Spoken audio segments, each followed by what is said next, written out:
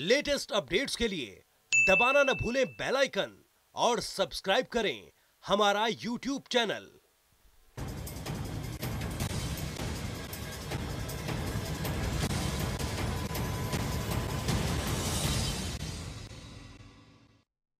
नमस्कार, मैं हूं शशि रंजन और आपका बहुत बहुत स्वागत है जनता टीवी पे। और जींद से आप ये खास कार्यक्रम देख रहे हैं, नाम है पॉलिटिकल थर्मामीटर। जी हाँ, मौसम चाहे भले ही जो भी टेम्परेचर हो, लेकिन जींद की धरती पर राजनीतिक तापमान काफी गर्म है।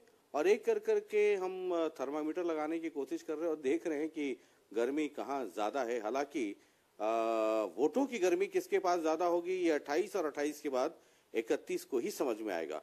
फिलहाल जिन्हें हम थर्मामीटर लगा रहे हैं वो भी बीजेपी के मंत्री हैं, किसी जमाने में आईएनएलडी के बड़े नेता हुआ करते थे, आजकल परिवहन, बिजली, इन तमाम चीजों पर जबरदस्त तरीके से बोल रहे हैं।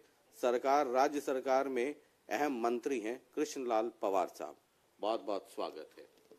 ये क्या गर्मी कितनी है सर? ये मतलब आपका थर्मामीटर जो है अगर बीजेपी को लगाया जाए तो पारा चढ़ा रहेगा ना एक 28 तारीख तक।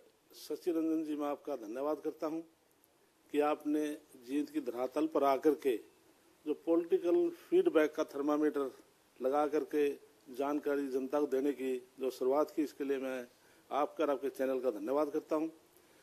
स्वर्गीय हरिश्चंद्र बिड्डा के निधन के बाद भारतीय जनता पार्टी ने उनके बेटे डॉक्टर श्री कृष्ण हुड्डा को उम्मीदवार बनाया है। मैं 13 तारीख से गांवों में, वार्ड में लगातार लोगों के बीच में जाकर फीडबैक ले रहा हूं। लोग विकास चाहते हैं। लोग कहते हैं कि जींद पहले भी था,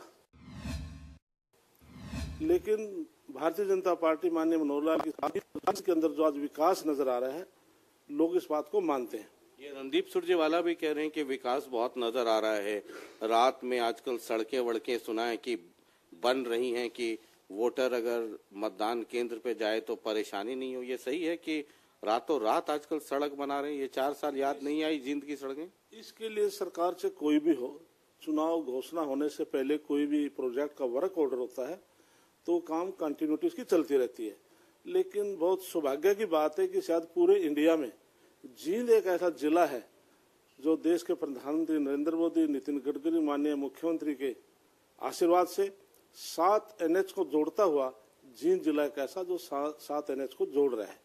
दूसरा, विकास की चाहे सीवरेज का है, अंडरपास का है, तो विकास हो रहे हैं। जहां तक आपने रणदीप सुरजेवाला की बात कही, रणदीप सुरजेवाला का मैं ऑन रिकॉर्ड बताता हूं कि 4 साल में विधानसभा की 75 सीटिंग हुई है और उसमें 70 में वो विधानसभा से एब्सेंट रहा है। केवल 5 सीटिंग में गए हैं, केवल 5 मिनट के 10 मिनट के लिए, लेकिन कोई एक शब्द भी कोई जींद विधानसभा के लिए या प्रदेश के लिए उन्होंने बोला हो, लेकिन एक शब्द जरूर मीडिया में बोल के पहले कहा था, जिसे लोग ने विरोध किया था कि SYL का पानी पंजाब का हक बनता है। इसलिए लोग अच्छी तरह से समझते हैं और उसको अच्छी तरह से जानते हैं कि पूरे हिंदुस्तान में एक ही स्टेट में 2 विधानसभा से चुनाव वो सिटिंग MLA कैथल के हैं और अब जींद से चुनाव लड़ रहे हैं। और स्वाभाविक है, जनता सपोज करके सुरजेवाला को MLA बना देती है तो 6 महीने बाद उन्हें एक सीट फिर छोड़नी पड़ेगी, फिर बाई इलेक्शन आएगा। तो लोग चाहते हैं कि प्रदेश के ऊपर, जनता के ऊपर भार ना पड़े, बाई इलेक्शन का हमें ना अवसर देना मिले। हम एक ही फैसला करेंगे कि भारतीय जनता पार्टी प्रत्याशी कृष्ण मिड्डा के पक्ष में मतदान करें। सर, तो वो तो रणदीप सुरजेवाला है ना, सिटिंग MLA। आप जिस पार्टी में थे, जो आपके भतीजे हैं, आप तो रिश्ते में तो भतीजे ही लगेंगे ना, ये दिग्विजय, तो वो तो कहीं से MLA नहीं है।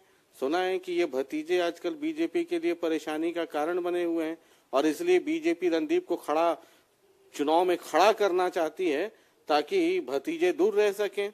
इसके लिए मैं भतीजों के बारे में, इनेलो के बारे में बहुत कुछ जानता हूं। लगभग मेरा समय वहीं पर रहा, लेकिन ये पॉलिटिकल लड़ाई नहीं, ये चाचा भतीजे की लड़ाई है। ये आपस में निमट लेंगे। भारतीय जनता पार्टी को इसका कोई असर पड़ने वाला नहीं है। निश्चित तौर पर भारतीय जनता पार्टी प्रत्याशी जीतेगा। ये आपको अपने घर में कैंडिडेट नहीं मिले। सुरेंद्र बरवाला परेशान, कंडेला साहब परेशान, आप आईएनएलडी से कैंडिडेट उठा करके लाए। मतलब अब बीजेपी की अपनी जड़ें तो 4 साल 4.5 साल में तो सर जो पौधा है वो भी वृक्ष बनने लगता है। तो अभी भी आपको बाहर से ही जरूरत पड़ी। पिछले इलेक्शन में आप रॉ इंद्रजीत सिंह, पता नहीं कितने सारे मैं नाम गिनवा दूं, इधर उधर से गए, बीजेपी का फूल जो कमल का फूल है खिलवा दिया। अब अभी भी बाहर से जरूरत है, इम्पोर्टेड। इसलिए जैसे आपने हमारा जिक्र किया शशि रंजन जी, हम जब इनेलो में थे, हम इनेलो के निष्ठावान कार्यकर्ता थे, 4 बार मैंने वहां से चुनाव जीता है। लेकिन पार्टी ने मुझे छोड़ा था, मैंने पार्टी नहीं छोड़ी थी। तो इस प्रकार के लिए आज प्रजातंत्र में हर व्यक्ति को टिकट मांगने का अधिकार है। तो निश्चित तौर पर पार्टी ने, राष्ट्रीय संगठन ने कृष्ण मिड्डा के पक्ष में टिकट दिया, लेकिन राजकीय हो सकती, लेकिन वही आज कार्यकर्ता सुरेंद्र बरवाला हैं या जवाहर सैनी हैं या हमारे गोगल जी बैठे थे, सभी आज रात दिन करके पार्टी संगठन के लिए और कैंडिडेट के लिए काम कर रहे हैं। टेकराम कंडेला से मुख्यमंत्री आपके गए मिलने के लिए, कुछ बात बनी या अब भी नाराजगी है उनकी? निश्चित तौर पर माननीय मुख्यमंत्री जी कल टेकराम कंडेला के पास भी गए थे, सुरेंद्र बरवाला के पास भी गए थे, मांगेराम गुप्ता के पास भी गए थे। वो चीफ मिनिस्टर हैं, जो कदावर नेता हैं, वो सभी के पास वो गए और पूरे शहर में उन्होंने इतने कार्यक्रम किए हैं, बहुत अच्छा रिस्पॉन्स उनको मिला है। तो 28 तारीख कितना लगता है आपको भतीजे भारी पड़ जाएं या सुरजेवाला या पोलराइजेशन ऑफ वोट? हरियाणा में तो पोलराइजेशन ऑफ वोट के मुताबिक ही चलती है सारी राजनीति। शशि रंजन जी, जो भारतीय जनता पार्टी है वो जाति के आधार पर चुनाव नहीं लड़ती। यहाँ पर जो पार्टियां चुनाव लड़ी, कुछ पार्टियां जो जातिगत चुनाव फोकस उनका मेन है, लेकिन हम भी जाते हैं, हमारे जो भी कार्यकर्ता जाते हैं, हम 36 बरादरी से अपील करते हैं कि भारतीय जनता पार्टी 36 बरादरी की पार्टी है। हम 36 बरादरी की वोट लेकर ही हमारा कैंडिडेट बनेगा, तो निश्चित तौर पर बनेगा।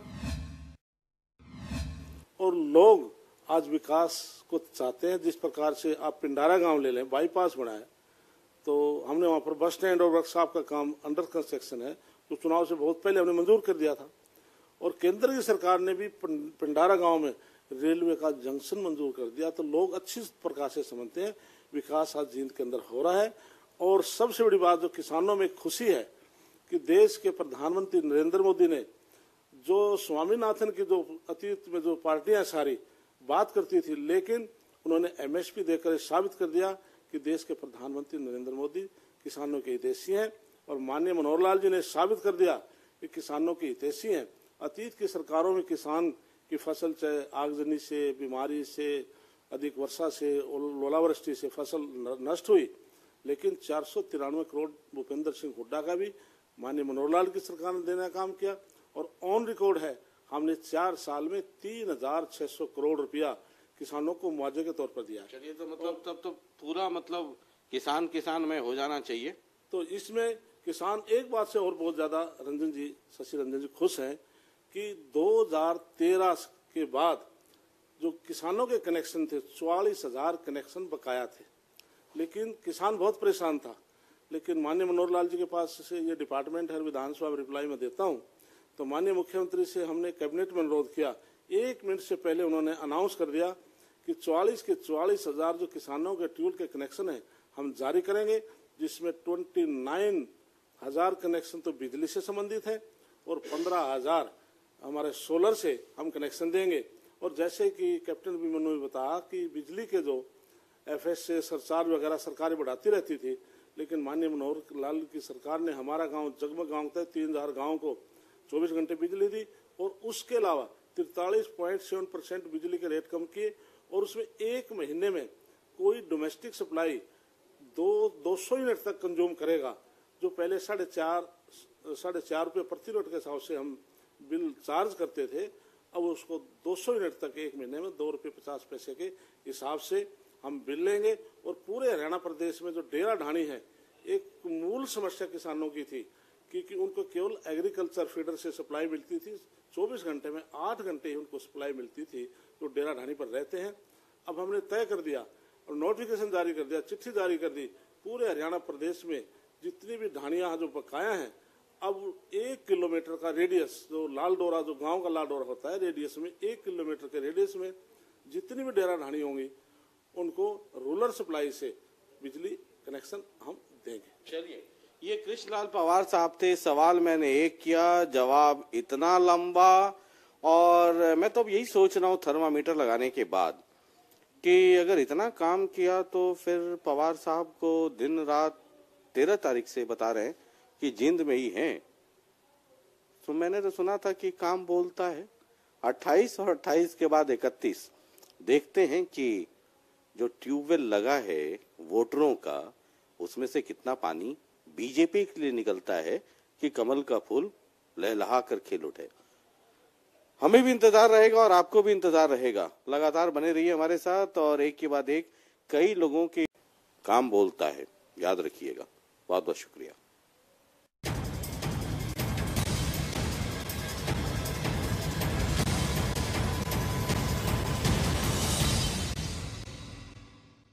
लेटेस्ट अपडेट्स के लिए दबाना न भूलें बेल आइकन और सब्सक्राइब करें हमारा YouTube चैनल।